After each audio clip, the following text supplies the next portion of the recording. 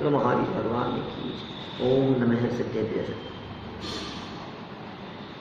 क्षत्र चूड़ामणि नामक यह ग्रंथ बहुत सुंदर मार्मिक चर्चा चल रही है। राजा सत्येंद्र युद्ध क्षेत्र से विराम को प्राप्त हुए, युद्ध के बीच से विरक्त होकर युद्ध के परिणामों से चित्त को शांत कर, अपने अंतर की कषायों को शांत कर दीक्षा लेने का भाव आ गया। न केवल भाव, युद्ध क्षेत्र में खड़े खड़े ही वस्त्राभूषण का त्याग होने लगा, कपड़े उतर गए, दीक्षा ले ली। काष्टांगार की दुष्ट सेना ने राजा सत्येंद्र की हत्या कर दी और वे राजा सत्येंद्र मरकर स्वर्ग में चले गए।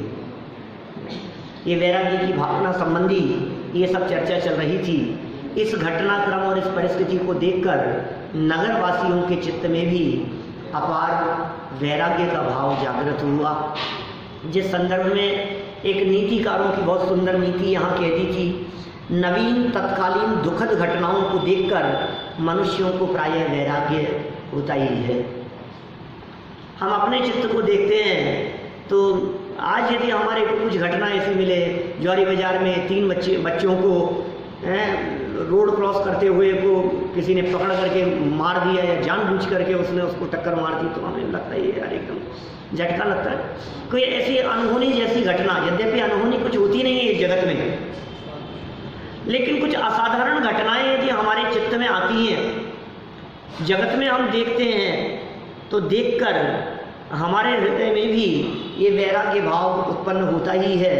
जब राजा सत्येंद्र की इस प्रकार हत्या हो गई तो वहाँ नगरवासियों को निश्चित रूप से वैराग्य का परिणाम आया ही हुआ। वैराग्य का परिणाम उनके चित्त में चलने लगा। ऐसा नहीं हो सकता था कि जब राजा सत्येंद्र परिग्रह का त्याग कर रहे हैं, जब दीक्षा ले रहे हैं, मुनि बन रहे हैं, तो मारने की क्या जरूरत है?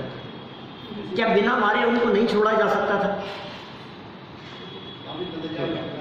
नहीं मारो, क्या दिक्कत है? राज्य तो छोड़ ही दिया ना उन्होंने, वैराग्य का भाव तो आ गया ना। अब क्या मारना ही उपाय है? हत्या कर देना ही उपाय है? तो ऐसी हत्या कर दी गई जिस हत्या को देखकर वहाँ नगरवासियों को वैराग्य का भाव आया। चलिए आगे बतलाते हैं। नारी संबंधी राग की क्रूरता 72 नंबर का श्लोक है। जिस सैनिक ने राजा सत्येंद्र को मारा वो तो नरक में गया। कुछ नहीं कह सकते। आपका प्रश्न ये है, जिस सैनिक या जिस सिपाही ने राजा सत्येंद्र को मारा है वो तो नरक में गया होगा ना? वैराग्य के भाव लिए बैठे नहीं कह सकते, कुछ नहीं कह सकते, है ना? क्योंकि कौन सा व्यक्ति कब किस समय में कर्म बांधता है और कब आयु बांधेगा, उसके अनुसार उसकी गति होती है। आप कहेंगे साहब इतना खतरनाक काम किया। हम आपसे पूछते हैं, क्या 5 मिनट पहले राजा सत्येंद्र के माध्यम से लोगों की हत्या नहीं की जा रही थी? राजा सत्येंद्र भी तो युद्ध कर ही रहे थे ना, सिपाहियों को मार ही रहे थे ना, धड़ से गर्दन अलग कर ही रहे थे। तो ये सब बातें चलती रहती है। तात्कालिक युद्ध क्षेत्र है, मारना पीटना, मरना मारना, ये सब बातें भी चलती है, लेकिन डिपेंड करता है वही सब अंत भला सो सब भला, परिणाम बदल गए। ओ पश्चाताप का भाव, कितने जीवों की हिंसा हो रही है, कितने लोग मर रहे हैं, ये मनुष्य गति के जीवों को मैं मार रहा हूँ, ये हत्याएं करना मुझे शोभा नहीं देता है, ये उचित नहीं है। ऐसा विचार कर दीक्षा का भाव आ गया, स्वर्ग में चले गए। अब कौन सा सैनिक कब मार रहा है और उसके परिणाम कैसे चल रहे हैं, दबाव में आकर के, सिपाहियों का तो काम ही ऐसा ही होता है। यदि आप किसी सिपाही के द्वारा किसी को मारे जाने पर उसे नरक भेजने की बात करेंगे तो फिर देश की रक्षा का क्या होगा? फिर सिपाही कौन होंगे? फिर राष्ट्र की सुरक्षा कैसे होगी? तो इसलिए ऐसा नहीं कहा जा सकता है। फिर तो कोई व्यक्ति सेना में भर्ती नहीं होगा। जगन्य अपराध क्या हो सकता है कि किसी का वैराग्य की तरफ उपयोग जा रहा हो और हम उसको थोड़ा जो भी हो, तो मौका लगने वाली बात है और उसको नहीं पकड़ पाया, नहीं देख पाया, और आदेश ही ये दिया गया था कि जैसे भी हो सके तुम तो उसकी हत्या करना। और मैं उनके पास में आया, मुझे नहीं मालूम ये क्या कर रहे हैं, क्या हो रहा है, मुझे तो हत्या करने का आदेश दिया गया है। मैं तो सिपाही हूँ, सैनिक हूँ मैं तो। आज भारतीय सेना में जो लोग हैं, वे जो बॉर्डर पर जो तैनात हैं ना, जो लोग सेना में, उनका उपकार है जिस वजह से हम लोग यहाँ शांति से बैठकर स्वाध्याय कर पा रहे हैं। हमारे संतों ने उन सिपाहियों को, उन सैनिकों को, उन राजाओं को, उन राजा के राज्य में जो शांति थी, उनको धन्यवाद ज्ञापित किया है। इस राजा के राज्य में क्योंकि नगर में शांति का वातावरण था, इसलिए हम शांति से ये धार्मिक कार्य कर सके। ग्रंथ लेखन करते समय उन्होंने उस राजा का स्मरण किया है। हम भी यहाँ स्मरण कर सकते हैं। आप सोचिए, यदि बॉर्डर पर सिपाही कमजोर हो और यदि अभी आसपास के देश आक्रमण करने लगे, आप यहाँ से शांति से बैठ नहीं सकते हो। कर्फ्यू लग रहे हों, दंगे हो रहे हों, झगड़े हो रहे हों, क्या आप कल्पना कर सकते हो कि हम यहाँ ऐसी इतनी बड़ी सभा लेकर के बैठ सकते हैं? इतनी दूर दूर से जो लोग आते हैं, क्या आप आ सकते हैं? आसपास के लोग तो गलियों से निकल करके फिर आ जाएं, लेकिन जो अलग अलग कॉलोनियों से जो आते हैं, दूर बाजारों से जो आते हैं यहाँ सुनने के लिए, वे कैसे आएंगे बतलाओ कर्फ्यू के काल में? तो उपकार है उनका, है ना। चलिए, यहाँ तो नारी संबंधी राग की क्रूरता की बात कर रहे हैं। अधि स्त्री राग है क्रूरोयम राज्यम प्राज्यम मसूनपि तद्विंचिताहि मुंचन्ति किं न मुंचन्ति रागिणः। यह स्त्री विषयक प्रेम बड़ा क्रूर है, कठोर है। स्त्रियों के प्रति होने वाला जो राग है, ये बड़ा कठोर है। उससे ठगाए हुए मनुष्य बड़े भारी राज्य को और प्राणों को भी छोड़ देते हैं। सच है, रागी पुरुष क्या क्या नहीं छोड़ देते, मूल्यवान से मूल्यवान वस्तु भी छोड़ देते हैं। ये नीतिकारों का एक संदेश यहाँ इन्होंने दिया कि देखो भाई, राजा सत्येंद्र के द्वारा राज्य चला जाना और जीवन चला जाना, इन दोनों के पीछे यदि कुछ कारण बना है तो स्त्री के प्रति तीव्र राग की वृत्ति ही उसकी इस दशा का कारण बनी है। दुर्दशा तो मैं नहीं कहूँगा, लेकिन तो भी राज्य और जीवन का चले जाना, ये तो अच्छा नहीं हुआ। भले ही अंत समय में उन्होंने संयम ले लिया, लेकिन ये राग और मोह, स्त्री के प्रति राग की बात कर रहे हैं, आगे फिर भोग में आसक्ति की बात करेंगे, सेवन अविचारित्रम में की बात करेंगे। ये सारे सब दोष बतला रहे हैं। जितना विरक्त रह सको इस राग और मोह से, उतना विरक्त रहने की प्रेरणा यहाँ दी जा रही है। मूल्यवान से मूल्यवान वस्तु भी छोड़ दी जाती है, मूल्यवान से मूल्यवान वस्तु भी चले जाती है। समय, शक्ति, धन, हर क्षेत्र में आपको नुकसान होगा। अति आसक्ति, अति सर्वत्र वर्जित, अति नहीं। मैं आपकी गृहस्थी तोड़ने की बात नहीं कह रहा, लेकिन अत्यासक्ति वो हानिकारक है। यह संदेश नीति कारकों के माध्यम से यहाँ दिया जा रहा है। देखिए, सरल अर्थ पढ़ते हैं। स्त्री विषयक राग भाव अत्यंत क्रूर होता है। क्या बात कर रहे हो आप? क्रूरता कहाँ है? ये तो राग है ना, क्रूरता कहाँ है? इसमें कहाँ क्रूरता दिख रही है? कि भाई साहब, इसमें इतनी क्रूरता है कि इस अति आसक्ति के कारण झगड़े हो जाते हैं, हत्याएं हो जाती है, घर बर्बाद हो जाते हैं। ये स्त्री विषयक राग का परिणाम है। ये स्त्री विषयक राग का ही परिणाम था कि 10 भाव पहले शांतिनाथ स्वामी और उनकी पत्नी, उन्हें आत्महत्या करनी पड़ी। ये स्त्री विषयक तीव्र राग का ही परिणाम था, जिसके कारण महाभारत का युद्ध 6 महीने तक चला। ये राग का परिणाम था। क्या ये क्रूरता का परिणाम नहीं है? द्वेष की वजह से युद्ध नहीं होते, राग युद्धों का कारण हुआ करता है। इसलिए जैन आचार्यों ने द्वेष की तुलना में राग को ज्यादा खतरनाक बताया है। द्वेष को तो सारा जगत, हिंदू, मुसलमान, अन्य मतावलंबी, हर व्यक्ति ये बात कहता है, द्वेष मत करो, दुश्मनी मत करो, विवाद मत करो, झगड़ा मत करो। लेकिन जैन आचार्य, जैन विद्वान ये कहते हैं, राग मत करो, वीतरागी बनो। क्या क्या चक्कर है?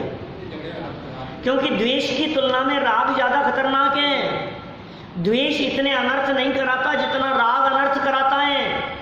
इतिहास इस बात का गवाह है कि आज तक जितने भी युद्ध हुए हैं उनके पीछे 3 कारण बतलाए जाते रहे हैं। क्या? जर, जोरू और जमीन, है ना? इतिहास प्रसिद्ध है ना, ये बातें तो कौन नहीं जानता है। जर, जोरू और जमीन, ये जो 3 कारण हैं, ये 3 कारण युद्धों के सबसे बड़े कारण नीतिकारों ने कहे हैं, शास्त्रकारों ने कहे हैं। इतिहास में प्रसिद्ध है राम और रावण का युद्ध जोरू की वजह से हुआ, पत्नी की वजह से। क्या? कौरवों और पांडवों का युद्ध जमीन की वजह से हुआ। जर माने होता है धन, जोरू माने स्त्री, और जमीन, जमीन के कारण होने वाले झगड़े। कौरवों और पांडवों का झगड़ा जमीन को लेकर के झगड़ा था, गांवों को लेकर के झगड़ा था। भाई भाई में 1-1 फीट जमीन के लिए झगड़े हो जाएं, तलवारें चल जाएं, कोर्ट केस हो जाएं। 3 ही कारण है, जर, जोरू, जमीन। अब मैं आपसे ये कहता हूँ, कौरवों और पांडवों का जो युद्ध जमीन को लेकर के हुआ था, ये जमीन के प्रति राग को लेके हुआ था कि जमीन के प्रति द्वेष को लेके हुआ था? कौरवों को तो जमीन के प्रति तीव्र राग था ही, लेकिन पांडवों को भी राग कम नहीं था। क्या? कम से कम 5 गांव तो हमारे को चाहिए, 5 भाई हैं हम। क्या? क्यों? रहने के लिए, जीवन यापन करने के लिए 5 गांवों की जरूरत होती है। 5 मकान में काम नहीं चल सकता। 6 फुट जमीन। क्या? 6 फीट जमीन बहुत है। 1-1 मकान से काम नहीं चल सकता है क्या? नहीं नहीं, कम से कम इतना तो चाहिए हमारे को। ये जो परिणाम था, ये जमीन के प्रति आसक्ति का परिणाम था। धन के लिए होने वाले युद्ध, झगड़े, लड़ाई झगड़े और विवाद, ये कोई द्वेष के कारण नहीं होते, धन के प्रति राग के कारण होते हैं। राम और रावण की सेना के बीच में 6 महीने तक जो युद्ध चला, उसमें रामचंद्र जी को सीता के प्रति राग था, लेकिन रावण को भी सीता से द्वेष नहीं था। क्या? रावण को सीता से द्वेष था कि राग था? माने चाहे रामचंद्र जी की तरफ से युद्ध किया जा रहा हो, चाहे रावण की तरफ से युद्ध किया जा रहा हो, ये सीता के प्रति राग कारण है। इसलिए हमारे वीतरागी संतों ने ये कहा कि द्वेष तो तू अपने आप छोड़ देगा, राग पर विजय प्राप्त करेगा तो वीतरागी परमात्मा बनेगा। जिन्होंने राग को जीत लिया ये परमात्मा है। राग को जीतने की बात कही, इस राग को क्रूर कह करके पुकारा है। क्रूर कहा है यहाँ, स्त्री संबंधी राग की क्रूरता की बात कर रहे हैं। ये क्रूर है, ये राग विनाश करा देगा। ये राग तुम्हें बर्बाद कर देगा, इसलिए इस राग से सावधान रहो, ये कह रहे हैं यहाँ पर। वादीप सिंह सूरी आचार्य ये कह रहे हैं, ये आचार्य क्या कह रहे हैं? सिंह की तरह गर्जना करते हुए, वादी इब सूरी नाम है इनका। क्या? वादी रूपी हाथियों के लिए जो सिंह के समान है, वादीब सिंह, वादी इब सिंह, 3 शब्द है। और फिर है सूरी। सूरी माने होता है आचार्य। वादी माने तर्क करने वाले, वादी माने विवाद करने वाले, वादी माने अन्य मतावलंबी, वे वादी। इब माने हाथी और सिंह माने शेर। वादी रूपी हाथियों के लिए सिंह के समान जो आचार्य हैं उनका नाम है वादीब सिंह सूरी। क्या? उनके द्वारा लिखी गई ये रचना है, ये सिंह गर्जना जैसी है। सावधान सावधान रहो। क्या कह रहे हैं देखो, स्त्री विषयक राग भाव अत्यंत क्रूर होता है। ये राग भाव क्रूर नहीं, अरे क्रूर, वैसे क्रूर शब्द ही अपने आप में बहुत खतरनाक है शब्द, हल्का नहीं है। क्या? ये व्यक्ति बहुत असावधान है, फिर कह नहीं ये व्यक्ति बहुत निर्दयी है, फिर हमने कहा निर्दयी नहीं क्रूर है। क्या? अबे क्रूर नहीं, अत्यंत क्रूर है। अब किस लेवल पर पहुंचा दिया, सोचो आप इन शब्दों को। शब्दों में किस जगह पर कौन से शब्दों का प्रयोग किया जाए। शब्दों में बहुत पावर होती है, शब्दों में बहुत जान होती है। जिस वैयावृत्ति भावना की चर्चा मैंने अभी आपसे 16 करण भावनाओं के अंतर्गत की, यहाँ प्रवचन, ये प्रवचन शुरू होने के पहले, उस वैयावृत्ति में आपके शब्द, उन शब्दों की तो अहमियत बतलाई ना हमने। आपके शब्द कैसे हैं, आपके वचन वो वैयावृत्ति का काम करेंगे, और आपके वचन वो क्रूर हैं। साधर्मियों के वचन, आराधकों के वचन, मोक्ष मार्गियों के वचन क्रूर नहीं हो सकते, सहज होंगे। देखो क्या कह रहे हैं, अत्यंत क्रूर होता है ये राग विषयक भाव। स्त्रियां क्रूर होती है ये नहीं कह रहे क्या, उनके प्रति जो अति आसक्ति का भाव था वो क्रूर था। स्त्री के राग में आसक्त मनुष्य राज्य वैभव तो क्या अपने प्राणों का भी त्याग करने को उद्यत हो जाता है। रोजाना घटनाएं आती है, वो क्राइम पेट्रोल और इस तरह की घटनाएं, सब रोज घटनाएं सारे, तो कितनी सी आ पाती है, क्या बतला पाते हैं, कितनी तैयार हो पाती हैं। सारे देश में, सारे दुनिया में इस राग की वजह से घर टूटते हुए, झगड़े होते हुए, हत्याएं, आत्महत्याएं होती हुई दिखाई दे रही। ये तीव्र राग का, ये अत्यंत क्रूरता का भाव है, क्योंकि जिस राग के परिणाम में ये जीव मरने मारने को तैयार हो गया, जिसमें आत्महत्या तक के परिणाम के बारे में कुछ नहीं विचारा, जिसमें दूसरे की हत्या करने के लिए तैयार हो गया ये व्यक्ति, ये परिणाम कितना क्रूर होगा। ये प्राणों का भी त्याग करने को उद्यत हो जाता है। विषयासक्त मनुष्य किस पदार्थ का त्याग नहीं कर देता,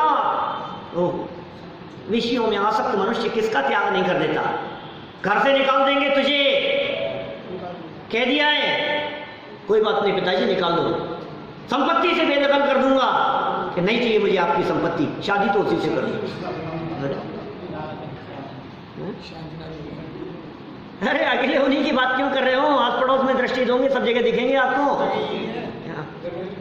घर घर की कहानी है, किसी के ऊपर उंगली उठाने के लिए नहीं कह रहे हैं हम, क्योंकि आपके भी बच्चे हैं, अपने भी हैं, और बच्चों के बच्चे भी हैं, और परिवार भी हैं। किसके साथ कब कौन सी कहानी घट जाए सोच नहीं सकते हो क्या।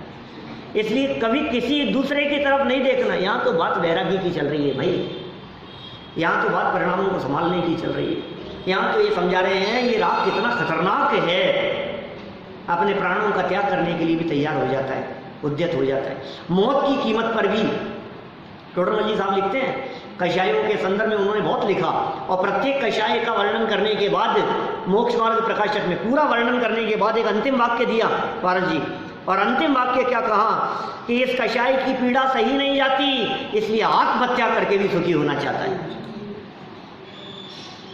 सुखी होने के लिए की है ना आत्महत्या। क्रोध की पीड़ा सही नहीं जाती, इसलिए आत्महत्या करके सुखी हो जाता है। अभिमान, मान कषाय की पीड़ा सही नहीं जाती, मेरी बेइज्जती, आत्महत्या करके भी सुखी होना चाहता है। मायाचारी से पीड़ा सही नहीं जाती, लोभ की, ये चला गया, किसी से कोई चीज छीन ली गई, अब तो मर जाऊंगा मैं। इसी तरह से सभी कषायों में हाथ से रति, अरति, शोक, भय, जुगुप्सा, स्त्रीवेद, पुरुषवेद, नपुंसकवेद, सबकी ऐसी स्थिति है। आत्महत्या करके भी सुखी होना चाहता है, अर्थात सब कुछ छोड़ने को तैयार हो जाता है। एक ऐसा स्वरूप है जगत का। जगत के ऐसे स्वरूप को यहाँ समझा रहे हैं, और अपने चित्त में यदि इस प्रकार का क्रूरता का भाव पनपता हुआ दिखाई दे रहा हो तो उसको त्याग की प्रेरणा दे रहे हैं। नीतिकारों की प्रेरणा है क्या? नीतिकारों का देश, समाज, राष्ट्र निर्माण में बहुत बड़ा योगदान रहा है। ये नीतिकारों के श्लोक ये बहुत बल प्रदान करते हैं। ये नीतियाँ क्यों बनी? जीवन निर्माण के लिए है। जीवन को किस तरह से परिष्कृत किया जा सकता है, निर्मल किया जा सकता है, पवित्र किया जा सकता है, उसके लिए बनी हुई ये नीतियाँ हैं। श्लोकार्थ हुआ, देखो विशेषार्थ पढ़ते हैं। ऐसे कहते थे राग क्रूर होता है, ऐसे क्यों कहा स्त्री विषयक राग क्रूर है? इसलिए कहा कि राजा सत्येंद्र की कहानी चल रही है, रानी के मोह में उलझा था, प्राण भी चले गए और राज्य भी चला गया। इसलिए क्रूर है, राग ही क्रूर है, किसी के प्रति भी हो, ठीक है।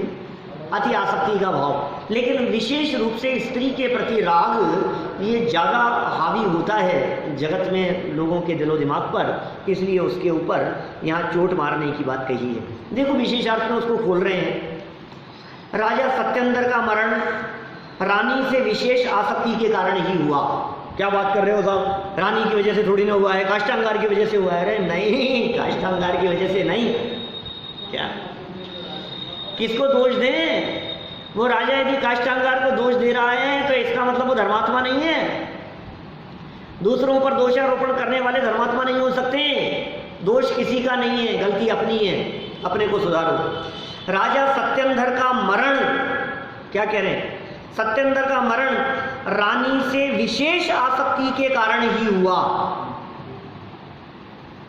अतः नगरवासियों का स्त्रियों के राग परिणाम की मुख्यता से विचार करना स्वाभाविक ही है।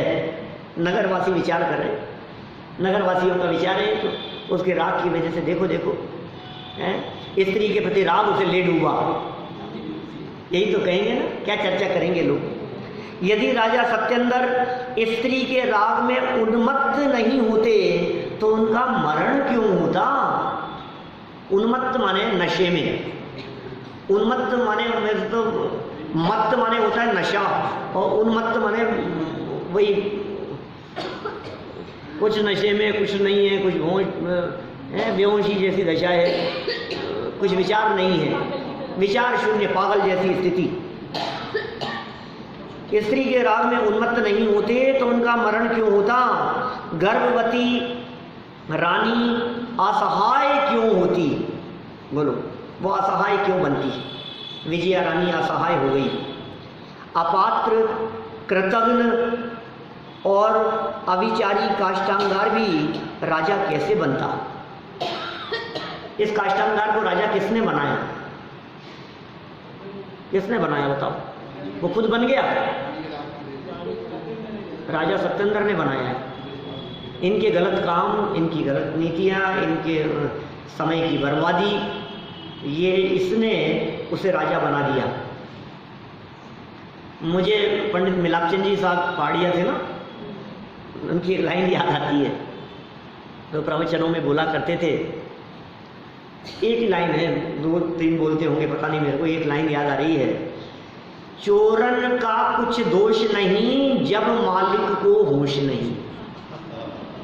क्या क्या क्या क्या कहा? चोरन का कुछ दोष नहीं जब मालिक को होश नहीं। चोर का क्या कसूर है?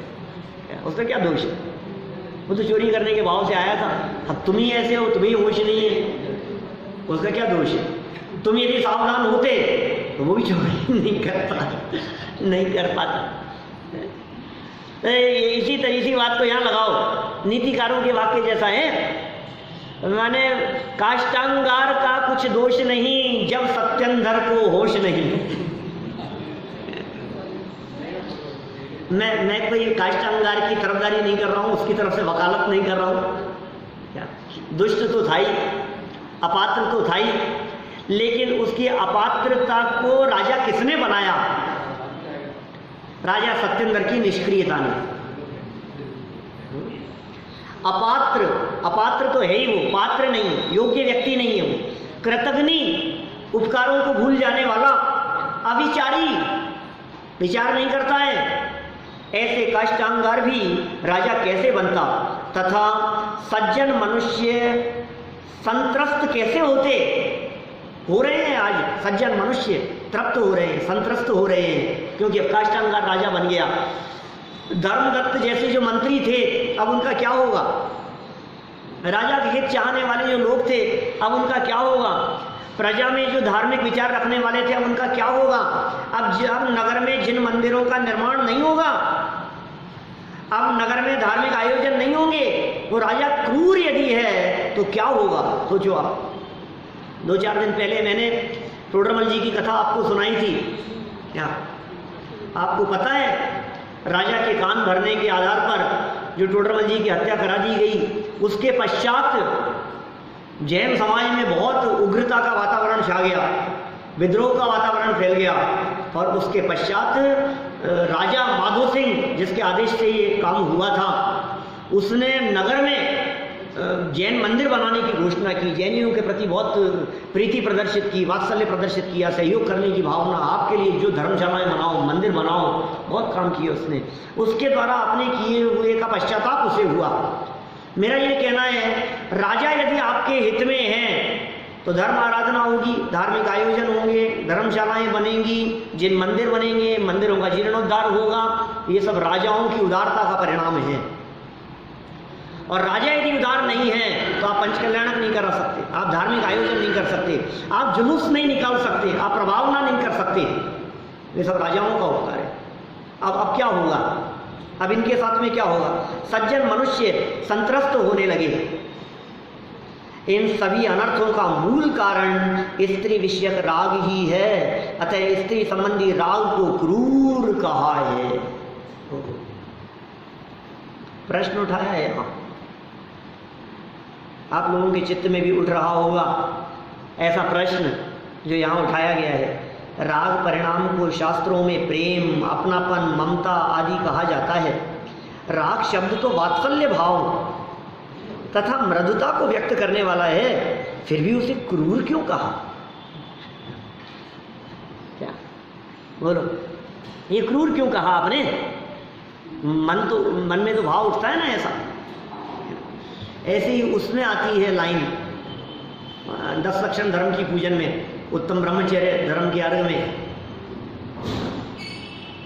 नारी विष बेल नारी तजी गए योगीश्वरा। संसार में विष बेल नारी तज गए योगीश्वरा। और जगत को ऑब्जेक्शन होता है क्या? वो उससे मतलब नहीं है। विष बेल जब कहा गया ना उसे नारी को, तो लोगों ने बहुत ऑब्जेक्शन किया, ध्यानंद राय जी के ऊपर उंगलियां उठाई। पूजा में से लोग पंक्तियां बदलने लगे, महिलाएं पढ़े तो ऐसे नहीं, इसको पलट करके पढ़े। अरे भाई, यहाँ महिला पुरुषों की बात नहीं है, यहाँ तो बात चित्त में उठने वाली उस विकृत राग परिणाम की है जिसे विष बेल कहा गया है। लोगों ने कहा साहब तीर्थंकरों की भी माताएं होती है, माताओं के हृदय में वात्सल्य होता है, अब आप स्त्री मात्र को कैसे कह सकते हो? स्त्री की जगह पत्नी लिखो। अरे क्या बात कर रहे हो? क्या बहन भी विषबेल हो सकती है क्या? क्या माता भी विषबेल हो सकती है क्या? क्या पुत्री भी? ऐसे कैसे लिख रहे हो आप इसको? अरे भाई, स्त्री शब्द का प्रयोग चित्त में उठने वाली जो राग वृत्ति थी उसके संदर्भ में किया गया है। यहाँ प्रश्न उठाया, वात्सल्य और मृदुता को व्यक्त करने वाला है राग परिणाम तो, और स्त्रियों के मन में जैसा अपनापन होता है, माँ बेटे का जैसा प्रेम है, क्या गाय और बछड़े की जैसी प्रीति है पुत्र के प्रति, तो ऐसा वात्सल्य भाव जैसा स्त्रियों में देखा जाएगा वैसा पुरुषों में सहज ही नहीं होता है। पुरुषों में इतना प्रीति का भाव नहीं होता है जितना स्त्रियों में देखा जाता है। तो फिर आप ऐसे परिणाम को क्रूर क्यों कह रहे हो? क्रूर क्यों कहा? उत्तर सुनो। स्त्री विषयक राग के वशीभूत अज्ञानी तथा पापी मनुष्य अति कठोर, भयंकर, अमानवीय और क्रूरतम कार्यों को करने के लिए भी सदा तत्पर रहते हैं। इसलिए लिखा है, हम क्या करें? तो स्त्रियों को क्रूर थोड़ी ना कहा है, आपको गलत फहमी हो गई है। ये जो स्त्री विषयक राग की क्रूरता की चर्चा चल रही थी ना, तो स्त्रियों वाला जो पार्ट है वो सोच रहा था ये कैसे लिख रहे हैं, ये हमारे लिए, अरे आपके लिए नहीं लिख रहे, ये इसको यदि थोड़ा गहराई से देखो तो सारी क्रूरता इनके ऊपर लागू हो रही है। क्या? क्योंकि जो स्त्री विषयक राग संबंधी जो क्रूरता है वो क्रूरता किसके चित्त में है बताओ? तो पुरुषों के चित्त की क्रूरता की बात चल रही है ना, तो क्रूर कौन? पासा बदल गया एकदम, बात एकदम उल्टी हो गई। ये तो आप कौन से एंगल से देख रहे हो? ये कह रहे हैं ये राग के वशीभूत जो कोई अज्ञानी व्यक्ति है, जो कोई पापी व्यक्ति है, जगत में पापी मनुष्य हैं, वो अति कठोर हो जाते हैं, भयंकर और अमानवीय और क्रूरतम कार्यों को करने के लिए भी सदा तत्पर रहते हैं। वे विवेक शून्य होकर कुकृत्य करते हुए सर्वत्र और सदा काल सबको दिखाई देते हैं। वे कुकृत्य करते हुए दिखाई देते हैं, विवेक शून्य हो जाते हैं। इस अभिप्राय से ही स्त्रियों को नहीं, उन संबंधी तीव्र राग को, अत्यंत राग को, अत्यंत अपनेपन को, उस राग को क्रूर कहा है, जो कि यथार्थ ही है। और भोग में आसक्त मनुष्य को शूकर के समान कह दिया गया है। कैसे शूकर के समान है चर्चा करेंगे कल। अभी की बात तो यही विराम।